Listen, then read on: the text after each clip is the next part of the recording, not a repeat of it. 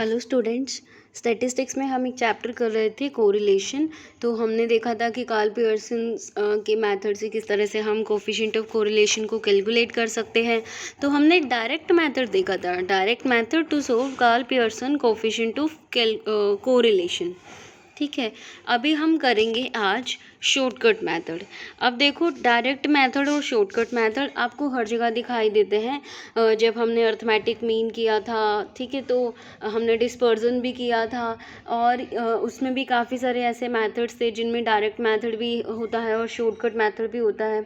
तो direct method और shortcut method में सबसे बड़ा डिफरेंस क्या रहता है?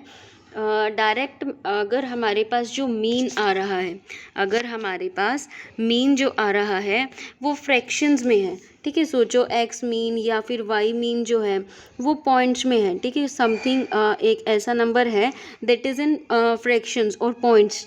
तो यहाँ पर हमें dx को कैलकुलेट करना है, जिसे हम स्मॉल x बोल रहे थे, या dy को कैलकुलेट करना क्या हो जाता है, बहुत ज़्यादा डिफ़िकल्ट हो जाता है, ठीक है। तो डायरेक्ट मेथड हम जो एक्चुअल मीन होते हैं उनको लेकर के चलते हैं, लेकिन जो शॉर्टकट मेथड होते हैं उनमें हम एज्यूम्ड मीन को लेकर के चलते हैं, एक्चुअल मीन को नहीं लेंगे।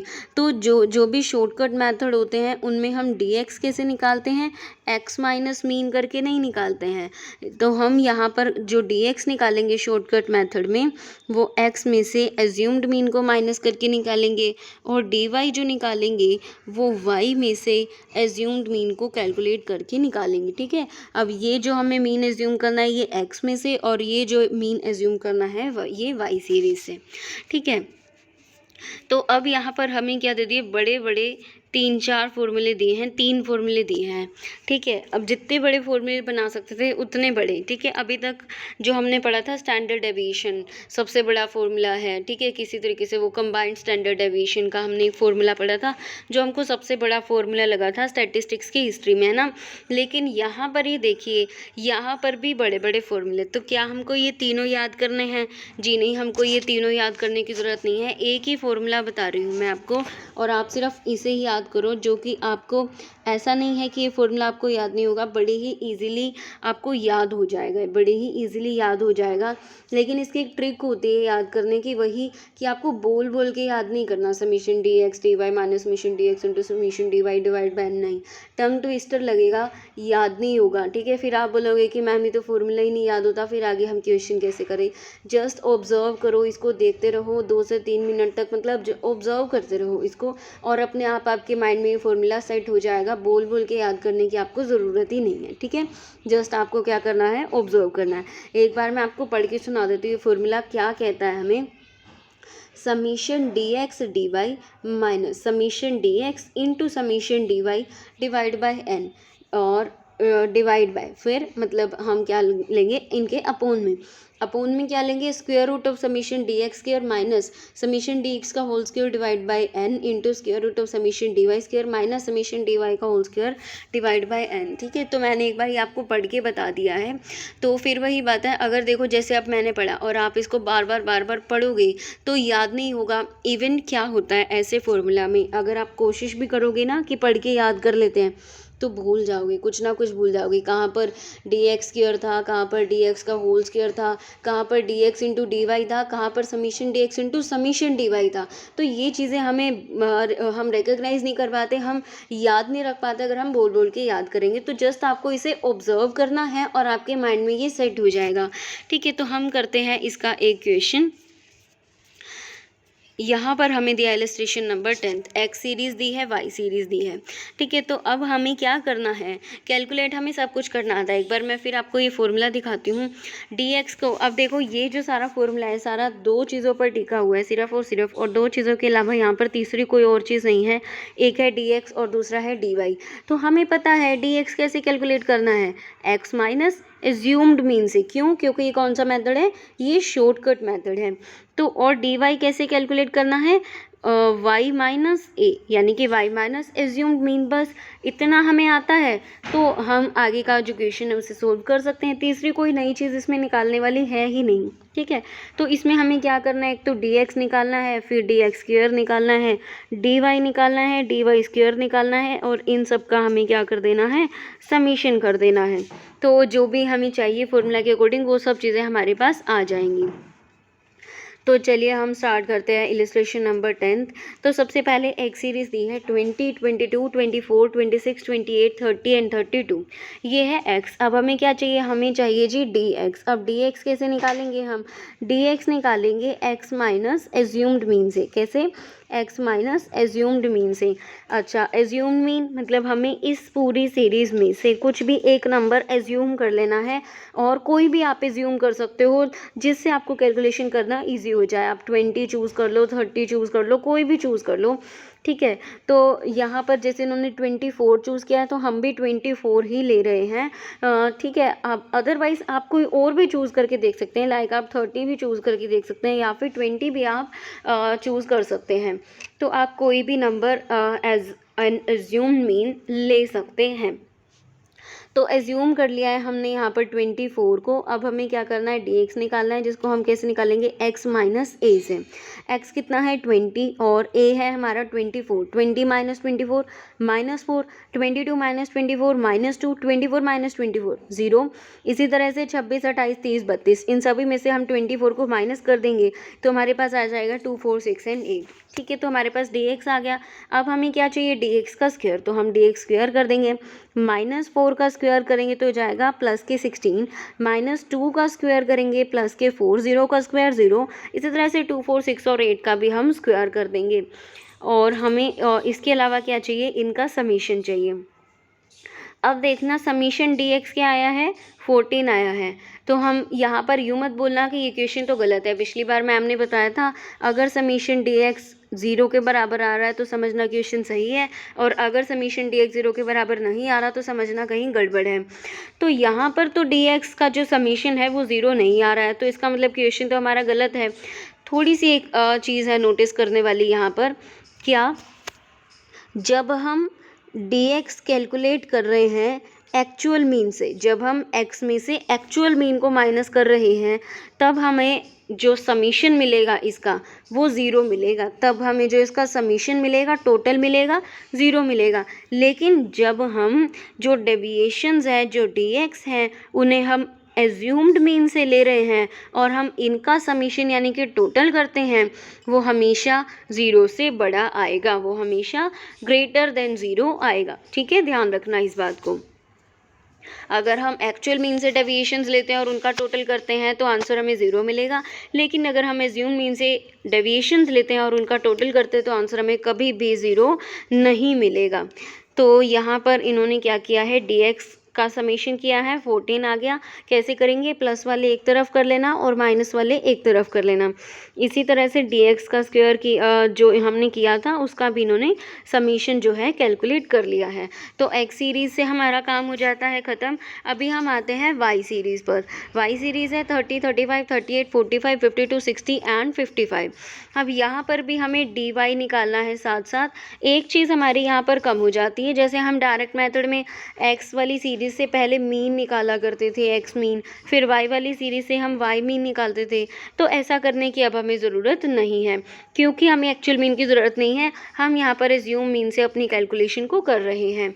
तो हमें y सीरीज़ से कोई भी एक नंबर चूज़ करना है। आप कोई भी चूज़ कर सकते हो, 30, 60, इसके अलावा जो भी आपको लगता है कि इससे हमारी कैलकुलेशन ईजी हो जाएगी, ऐसा आप कोई भी नंबर चूज़ कर सकते हो। तो इन्होंने चूज़ किया है सॉल्यूशन में 38, तो यहाँ पर हम भी अपना जो सॉल्यूशन है वो 38 से ही देख लेते हैं। अदरवाइज़ आप कोई भी नंबर चूज़ कर सकते हो, प्रैक्टिकली आप इसको करके ज़रूर देखना। तो 30 माइनस 38, y माइनस ए करना है ना, 30 माइनस 38 -8 हो जाएगा, ठीक है, 35 माइनस 38 माइनस 3, 38 माइनस 38 0। इसी तरह से बाकी जो नंबर हैं सीरीज़ में उनमें से भी हम 38 को माइनस कर देंगे, तो हमारे पास क्या आ जाएगा, dy आ जाएगा। अब हमें क्या चाहिए, dy स्क्वायर, तो हम dy स्क्वायर भी कर देंगे। माइनस 8 का स्क्वायर 64, माइनस 3 का स्क्वायर करेंगे 9 हो जाएगा, 0 का स्क्वायर करेंगे 0। इसी तरह से जो सीरीज़ में अदर नंबर्स हैं उनका भी हम स्क्वायर करेंगे। अब हमें क्या करना है, dy का समीशन करना है और dy स्क्वायर का भी हमें समीशन कर लेना है। ठीक है, ये सारी कैलकुलेशन बड़े ही आराम से आप अपने कैलकुलेटर में कर सकते हैं। अब dx x से रिलेटेड सभी हमने कैलकुलेट कर लिया, y से रिलेटेड भी सभी चीज़ें हमने कैलकुलेट कर ली हैं। तो यहाँ पर अभी हमें क्या कैलकुलेट करना है, dx और dy का मल्टीप्लिकेशन। dx और dy को हम मल्टीप्लाई कर देंगे, इधर से ये वाला कॉलम और इधर से ये वाला कॉलम, इन दोनों कॉलम के जो नंबर्स हैं इन्हें हम आपस में मल्टीप्लाई कर देंगे। -4 इंटू -8 प्लस के 32 हो जाएगा, -2 इंटू -3 प्लस के 6 हो जाएगा। 0 को 0 से मल्टीप्लाई करेंगे 0 रहेगा, 2 को 7 से मल्टीप्लाई करेंगे, 4 को 14 से, 6 को 22 से और 8 को 17 से मल्टीप्लाई करेंगे। एंड में इनका भी हम क्या कर देंगे, समीशन। अब जो जो चीज़ें हमें चाहिए थी वो सब हमारे पास है, जस्ट हमें फॉर्मूला में इन वैल्यूज़ को पुट करना है।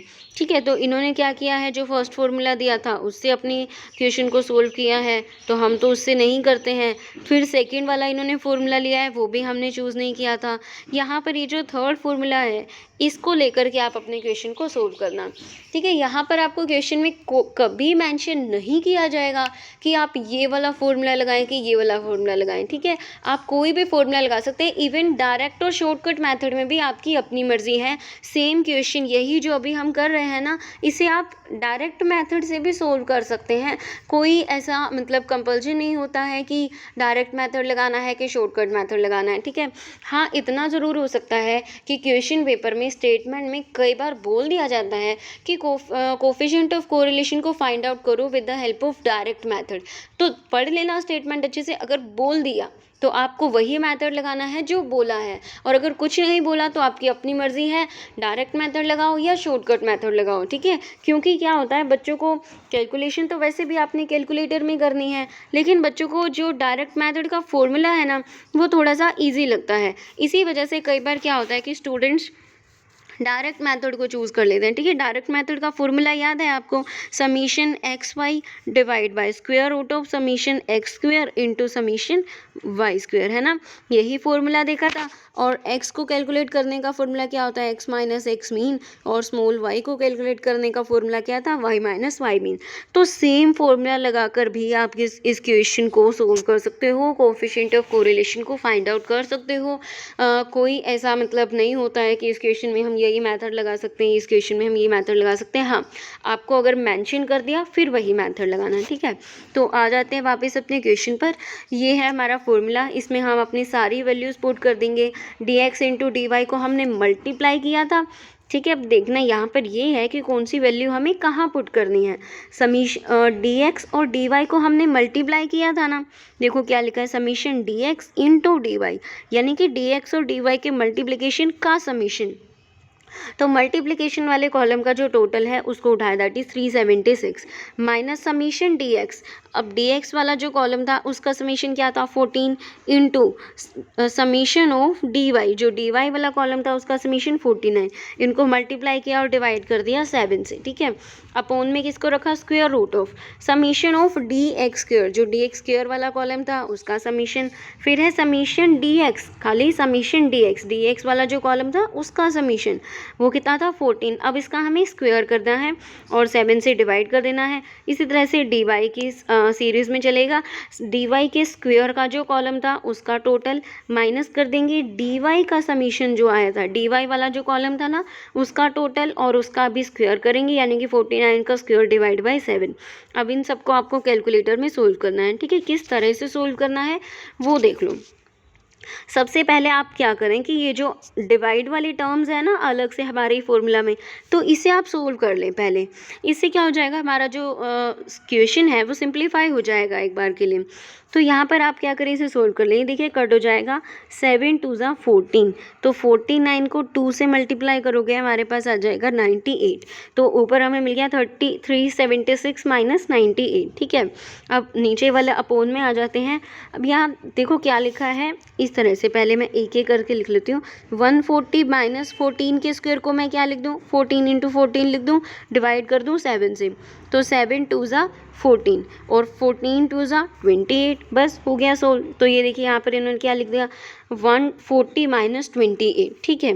अब इसी तरह से नेक्स्ट ले लेते हैं, 1091 माइनस 49 के स्क्वायर को मैं क्या लिख दूँ, 49 इंटू 49, 49 के स्क्वायर को मैं क्या लिख दूँ, 49 इंटू 49, ये देखिए यहाँ पर, और इसको डिवाइड कर देना है 7 से, तो 7 7 ज़ा 49, 49 को 7 से मल्टीप्लाई किया, ये आ गया 343, इसे 1091 से क्या कर देंगे हम, माइनस कर देंगे, ठीक है। तो ये सिंप्लीफाई हो गया।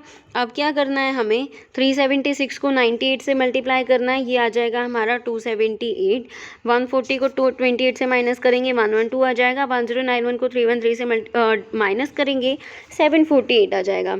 अब इसके बाद इन्होंने क्या किया है, ये जो इसके नीचे के स्टेप्स हैं टोटली आपको क्या करने हैं, इग्नोर करने हैं। आपको ये लोग एंटी लोग से अपना क्वेश्चन सोल्व नहीं करना है। आपके पास कैलकुलेटर है जिसमें स्क्वायर रूट का ऑप्शन है, आप सीधे अपने कैलकुलेटर में 112 लिखिए और उसके बाद इस तरह से स्क्वायर रूट का बटन होगा उसे दबाइए, तो आपके पास इसका सीधे आंसर मिल जाएगा। फिर 748 का स्क्वायर रूट आप कैलकुलेटर में देखिए, जो आएगा ये यहाँ पर जो दोनों नंबर आएंगे इन्हें आप क्या कर देना, इन्हें आप मल्टीप्लाई कर देना, और मल्टीप्लाई कर देने के बाद 278 से डिवाइड कर देना, सीधे सीधे आपका आंसर आपके हाथ में होगा। लोग एंटी लोग से सोल्व करने की आपको ज़रूरत नहीं है, ठीक है जी। तो आपको क्या करना था, इस तरह से एक टेबल मेंटेन करनी है, फिर उसके बाद फॉर्मूला में जो आपको वैल्यूज़ चाहिए वो सभी वैल्यूज़ आपके पास आ जाएंगी। फॉर्मूला में वैल्यूज़ को पुट करें और इसके बाद आपका जो क्वेश्चन है वो ईजिली सोल्व हो जाएगा। अब नेक्स्ट है, find Karl Pearson's coefficient of correlation between the values of x and y. X series दी है, वाई सीरीज दी है। अब यहाँ पर क्या कहा है, assume 69 and 112 as the mean values for x and y. तो हमें यहाँ पर बता दिया, जैसे अभी मैं बोल रही थी ना कि किसी भी नंबर को आप एज्यूम कर सकते हो एज एन एज्यूम्ड मीन, ठीक है। अब यहाँ पर इन्होंने क्या कर दिया, मेंशन कर दिया। देखो अगर स्टेटमेंट कुछ पर्टिकुलरली बोल रही है तो आपको जैसा स्टेटमेंट बोल रही है वैसा करना है, लेकिन अगर स्टेटमेंट में कुछ नहीं बोला है तो आप अपने अकॉर्डिंग अपने क्वेश्चन को लेकर के चल सकते हो। अब देखो पेपर में ऐसा क्वेश्चन आ गया जहाँ पर आपको ये स्टेटमेंट दी है, फिर आपको नीचे लिख दिया assume 69 and 112 as the mean values for x and y respectively, ठीक है। अब आप क्या बोलोगे, मैम ने कहा था डायरेक्ट मेथड से करो, शॉर्टकट मेथड से करो, अपनी मर्जी है। आप यहाँ पर डायरेक्ट मेथड लगाओगे और बड़े ही मज़े से जो क्वेश्चन है आपका सोल्व करके आ जाओगे, लेकिन जो चेक करने वाला पर्सन है, मीन्स जो चेकर है, वो आपको नंबर के नाम पर क्या देगा, क्रॉस देगा, यानी कि आपको मार्क्स नहीं मिलेंगे। क्यों नहीं मिलेंगे, सीधे सीधे यहाँ पर बोला हुआ था कि इनको आपको एज्यूम करना है, और एज्यूम कौन से मेथड में करते हैं, शॉर्टकट मेथड में करते हैं। तो मतलब आपको कौन सा मेथड लगाना है, शॉर्टकट मेथड लगाना है। पर्टिकुलरली मेंशन कर दिया तो अब शॉर्टकट मेथड लगाना पड़ेगा। और इवन यहाँ पर किस को एज्यूम करना है, एक्स की सीरीज़ में 69 को और वाई की सीरीज़ में 112 को एज्यूम करना है, तो ये भी इन्होंने बता दिया है, ठीक है। तो हमें इस चीज़ को लेकर चलते हुए अपने क्वेश्चन को सोल्व करना है। फिर वही एक्स से डी एक्स निकालेंगे, डी एक्स स्क्वायर इनका समीशन, वाई से डी वाई निकालेंगे, डी वाई स्क्वायर और इनका समीशन, और लास्ट में ये कॉलम डी एक्स और डी वाई इन दोनों को मल्टीप्लाई कर देंगे, तो ये आ जाएगा हमारे पास d x into d y, and इनका भी हम टोटल कर देंगे। और इस तरह से अब देखो ये सीधे हमारे वाले फॉर्मूला पर ही आ गए। अब इन्होंने कोई और फॉर्मूला अलग से नहीं लगाया है, तो इस फॉर्मूला में सभी वैल्यूज़ को पुट कर दिया, तो हमारे पास क्या आ जाएगा, कोफिशिएंट ऑफ कोरिलेशन आ जाएगा। तो हमारा आंसर इज 0.954। तो ये क्या हो गया, ये है high degree of positive correlation. हो जाएगा ये क्वेश्चन। अब आपको करना क्या है, आपको करना है ये 11th इलस्ट्रेशन को कैलकुलेट करना है अपने नोटबुक पेन पर, और इसे सोल्व करके इसका जो सॉल्यूशन है उसकी पिक मुझे सेंड करनी है, ठीक है। ये आपका वर्क है। अब नेक्स्ट इलस्ट्रेशन है 12th, number of pairs of observation. Number of pairs of observation, मतलब यहाँ पर क्या दिया है हमें, n दिया है, ठीक है। फिर है total of deviation of x, total of deviation of x, total of, total को क्या बोलते हैं, समीशन बोलते हैं, डेविएशन ऑफ x को क्या बोलते हैं, dx बोलते हैं, तो समीशन dx दिया है। फिर दिया है total of deviation of y, total को क्या बोलते हैं, समीशन, और डेविएशंस ऑफ y को क्या बोलते हैं, dy। फिर दिया है total of square of deviations of x, total of, total को समीशन, और डेविएशन ऑफ x को dx, स्क्वायर को क्या बोलते हैं, square, summation of dx square, ये दिया हमें 8288। और total of square of deviation of y, summation of dy square दिया है 2264, हर चीज़ दी है, ठीक है। अब मैम क्या रह गया, समीशन dx इंटू dy रह गया, तो इसको भी हमें सीधे सीधे कैलकुलेट करके इन्होंने दे रखा है। The total of multiplication of deviation of x and y is equals to 3044, तो ये भी हमें कैलकुलेट करके इन्होंने दे दिया है। तो हमारे पास हर चीज़ है, हम इजीली क्या कर सकते हैं, अपने क्वेश्चन को सोल्व कर सकते हैं। और लास्ट में इन्होंने x मीन और y मीन भी निकाल कर के दिया है, वैसे इसकी हमें ज़रूरत नहीं होती है, चलो इन्होंने दे दिया है तो कोई बात नहीं। तो सभी टर्म्स हमारे पास हैं और इन सभी टर्म से हम अपने क्वेश्चन को सोल्व कर सकते हैं। फॉर्मूला में बस सीधे हमें वैल्यूज़ पुट करनी है, हमें टेबल नहीं बनाना है और हमारा क्वेश्चन सोल्व हो जाएगा। अब है 13th illustration, find correlation coefficient between age and playing habits of following students. तो हमें क्या, अब देखो, और टेबल दिया है, इसमें हमें एज दी है, नंबर ऑफ स्टूडेंट्स दिए हैं और रेगुलर प्लेयर्स दिए हैं, एज, नंबर ऑफ स्टूडेंट्स और रेगुलर प्लेयर्स। अब यहाँ पर कोरिलेशन किन दो के बीच में निकालना है, क्या इन दोनों में कोरिलेशन निकालना है या इन दोनों में कोरिलेशन निकालना है, तो ना तो इन दोनों में कोरिलेशन निकालना है ना ही इन दोनों में कोरिलेशन को फाइंड आउट करना है। हमें क्या करना है, कोरिलेशन उन दो वेरिएबल्स में फाइंड आउट करना है जिन दो वेरिएबल्स के बारे में इन्होंने बोला है, ठीक है। तो क्या बोला इन्होंने, फाइंड कोरिलेशन कोफिशिएंट बिटवीन, किन दो के बीच में, age and playing habits, age and playing habits. तो एज तो हमें दी है, ठीक है, तो ये हो गया हमारा पहला वेरिएबल जिसको हम एक्स का नाम दे देते हैं। तो वाई को इन्होंने क्या लेने के लिए बोला है, प्लेइंग हैबिट्स। अब प्लेइंग हैबिट्स तो हमें यहाँ पर दी ही नहीं हुई, हम कैसे प्लेइंग हैबिट्स को कैलकुलेट कर सकते हैं, बड़े ही इजीली कैलकुलेट कर सकते हैं। देखो इन्होंने क्या बोला, ये है नंबर ऑफ स्टूडेंट्स और ये है रेगुलर प्लेयर्स। तो 250 स्टूडेंट्स में से, 250 स्टूडेंट्स में से 200 स्टूडेंट्स जो हैं केवल वही प्लेयर हैं, तो हम क्या परसेंटेज नहीं निकाल सकते कि कितने परसेंटेज प्लेयर्स हैं। तो 200 को 250 से डिवाइड कर देंगे और इसे 100 से मल्टीप्लाई कर देंगे, तो हमारे पास क्या आ जाएगा, परसेंटेज ऑफ प्लेयर्स की इतने में से कितने प्लेयर्स हैं, ठीक है। तो क्या करेंगे, जितने रेगुलर प्लेयर्स हैं उसको नंबर ऑफ स्टूडेंट्स से हम डिवाइड कर देंगे, 200 डिवाइड बाई 250 इंटू 100। इसी तरह से सभी टर्म्स में हम करेंगे 150 डिवाइड बाई 200 इंटू 100। देखिए इस तरह से मैं आपको दिखा देती हूँ, ये देखिए, ये है नंबर ऑफ स्टूडेंट्स, ये है नंबर ऑफ रेगुलर प्लेयर्स। तो इस तरह से हम क्या कर सकते हैं, रेगुलर प्लेयर्स के परसेंटेज को कैलकुलेट कर सकते हैं। ये आ जाएगा हमारा प्लेइंग हैबिट्स, कि कितने लोग जो हैं प्लेइंग हैबिट्स रखते हैं, मतलब खेलते हैं। अब हमें कोरिलेशन निकालना है, एक तो एज फैक्टर में और दूसरा हमारा वेरिएबल हो जाएगा ये जो हमारे पास आया है ना, 80, 75, 60, 40, 30, 15, ये हो जाएगा हमारा y। तो x भी आ गया हमारे पास और हमारे पास y भी आ गया है। अब हमें क्या करना है, जस्ट कोरिलेशन कैलकुलेट करना है। डायरेक्ट मेथड से करो, शॉर्टकट मेथड से करो, वो आपकी अपनी मर्जी। अब नेक्स्ट इन्होंने इलस्ट्रेशन बताया है, calculate coefficient of correlation between density of population and death rate from the following data. तो यहाँ पर हमें कोरिलेशन निकालना है, क्या इन दोनों के बीच में कोरिलेशन निकालना है या इन दोनों के बीच में कोरिलेशन निकालना है, या किस में कोरिलेशन निकालना है, हमें नहीं पता, हमें स्टेटमेंट से देखना होगा। Calculate coefficient of correlation between, किन दो के बीच में, density of population and death rate, density of population and death rate. अब देखो, ना तो हमें डेंसिटी ऑफ पॉपुलेशन दिया है ना हमें डेथ रेट दिया है, तो हम क्या करेंगे, हम इन दोनों टर्म्स को कैलकुलेट करेंगे। सबसे पहले तो आपको ये समझना ज़रूरी है कि डेंसिटी ऑफ पॉपुलेशन को कहते क्या है, मतलब होता क्या है ये एक्चुअली डेंसिटी ऑफ पॉपुलेशन। ये होता है कि एक पर्टिकुलर एरिया में कितनी पॉपुलेशन है, एक पर्टिकुलर एरिया में कितने लोग सरवाइव कर रहे हैं, यानी कि एक क्षेत्र में जनसंख्या का घनत्व कितना है, कितनी जनसंख्या रह रही है, उसे बोलते हैं डेंसिटी ऑफ पॉपुलेशन। तो हम इसे कैलकुलेट कैसे करेंगे? तो हम इसे कैलकुलेट करेंगे, ये देखिए इस तरह से। ये दिया है हमें एरिया 200 स्क्वायर किलोमीटर में, 200 स्क्वायर किलोमीटर में 40,000 पॉपुलेशन सर्वाइव करती है। तो बताओ डेंसिटी क्या होगी, यानी कि इसका घनत्व क्या होगा। 40,000 को 200 से डिवाइड करेंगे तो 200, डेंसिटी कितनी आ गई, 200 आ गई। इसी तरह से हम अदर जो हमारे पास है उनको भी हम कैलकुलेट कर लेंगे। 75,000 पॉपुलेशन कितनी है और एरिया कितना है, यानी कि पॉपुलेशन डिवाइड बाय एरिया, तो ये आ जाएगा हमारा डेंसिटी।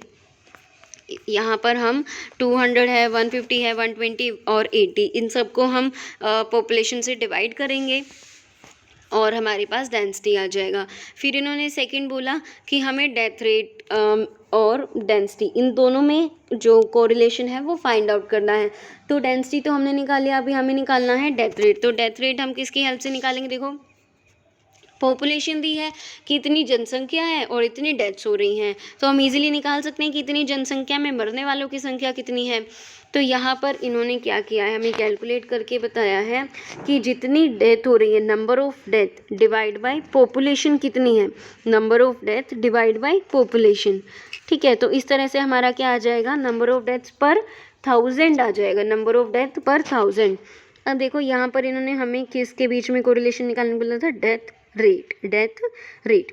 तो जब हम मृत्यु दर की बात कर रहे हैं ना, मृत्यु दर, तो वो होता है, जैसे हम ऐसा लिखते हैं ना कि पर 100 पीपल में जो मरने वाले लोग हैं वो इतने हैं, या फिर पर 1000 पीपल में जो जितने लोगों की डेथ होती है वो इतने लोगों की डेथ होती है।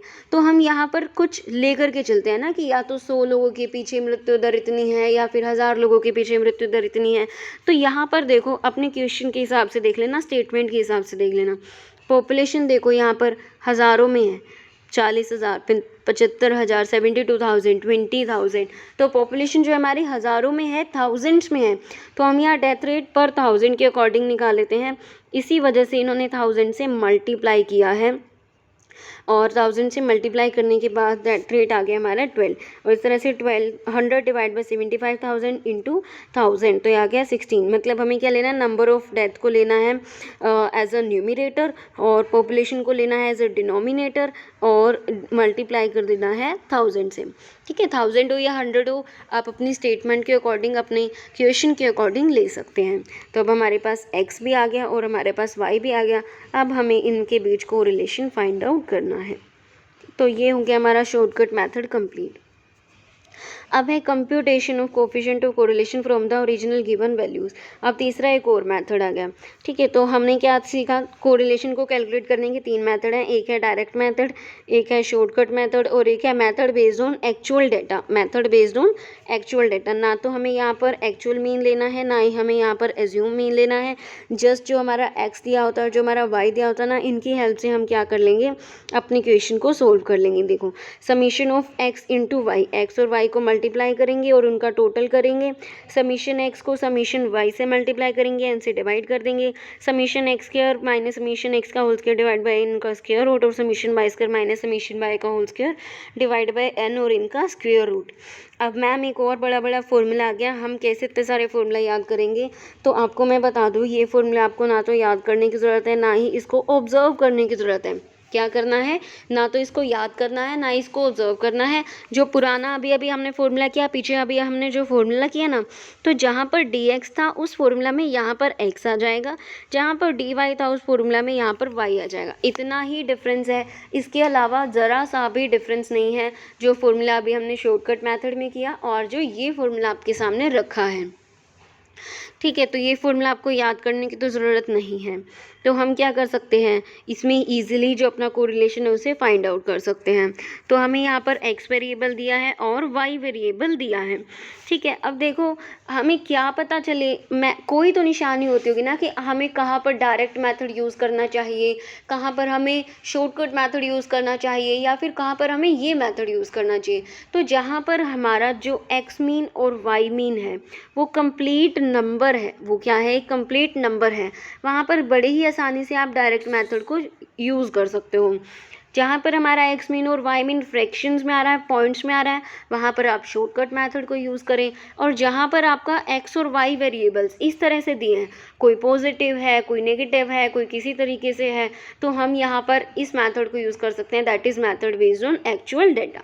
ठीक है, तो एक्स तो हमें दिया ही है, हमें एक्स स्क्वायर करना है, वाई दिया है, वाई स्क्वायर करना है, और एक्स और वाई का मल्टीप्लाई करना है। इन सब का समीशन करेंगे तो हमारे पास जो वैल्यूज़ आ जाएंगी उन्हें हम अपने फॉर्मूला में पुट कर देंगे। लोग एंटी लोग नहीं करना है, ये जो आपको स्क्वायर रूट फाइंड आउट करना है ये आपको आपके कैलसी में करना है, और जो भी आएगा उन्हें मल्टीप्लाई करो, 1286.8 से डिवाइड करो, और हमारे पास कोरिलेशन का आंसर आ जाएगा, और आंसर आएगा हमारे पास -0.912। तो दैट ये क्या है, high degree of negative correlation, high degree of negative correlation. तो 15th इलस्ट्रेशन तक अभी मैं करवा रही हूँ। 15 इलस्ट्रेशन आपके हो गए। इसमें से आपको क्या करना है, 2 इलस्ट्रेशन खुद करने हैं, और उसकी पिक नोटबुक पे आपको एक क्वेश्चन करने के बाद इसकी पिक मुझे सेंड कर देनी है। एक तो आपको करना है 11th इलस्ट्रेशन, दूसरा आपको करना है 13th इलस्ट्रेशन। ठीक है, 2 इलस्ट्रेशन है 11th और 13th। अगर ये 2 इलस्ट्रेशन आप करके मुझे सेंड करते हो तभी हम इस चैप्टर के फर्दर प्रैक्टिकल्स को करेंगे। अदरवाइज़ अगर आपसे ये क्वेश्चन नहीं हो पा रहे हैं तो इसके जो 15th इलस्ट्रेशन के आगे के हैं ना, वो आपसे नहीं हो पाएंगे। तो एटलीस्ट जो बच्चा इस क्वेश्चन के प्रैक्टिकल नहीं करने की सोच रहा, कम से कम 15th इलस्ट्रेशन करो, और 15th के आगे की इलस्ट्रेशन करने या नहीं करने आपकी मर्ज़ी है। 15th क्वेश्चन करने कंपलसरी है, कुछ नहीं पता इनमें से कौन सा क्वेश्चन 16 मार्क्स में आ जाए, तो ये क्वेश्चन आपको करने ही करने हैं। और ये 11th और 13th इलस्ट्रेशन करके मुझे सेंड करना है इसकी पिक, और उसके बाद हम डिसाइड करेंगे कि आपको आगे करना है। हाँ, ये जो आपका है ना सॉल्यूशन जो आपको दिया हुआ है बुक में, इससे कॉपी मत करना। इससे कॉपी करोगे तो फिर क्या होगा मुझे पता चल जाएगा। जो आपका 13th इलस्ट्रेशन है ना, इसको आप या तो डायरेक्ट मेथड से कर लेना, या फिर जो एज्यूम किया है आपका, आपने जो मेन एज्यूम किया है वो आपको ये बुक के सॉल्यूशन से मैच नहीं करता होना चाहिए। जैसे इन्होंने 500 एज्यूम किया है तो आपको 500 नहीं होना चाहिए, इन्होंने y में से 14 को एज्यूम किया है तो आपका 14 नहीं होना चाहिए। कुछ भी और एज्यूम करो, लेकिन इन्हें एज्यूम करके आपको आपका क्वेश्चन सोल्व नहीं करना है। ठीक है, तो आपको ये कल तक मुझे कल तक मुझे सेंड कर देना, फिर उसके बाद मैं डिसाइड करूँगी कि आगे करना है या नहीं करना। तो अच्छे से कवर कर लेना इसे। Thank you.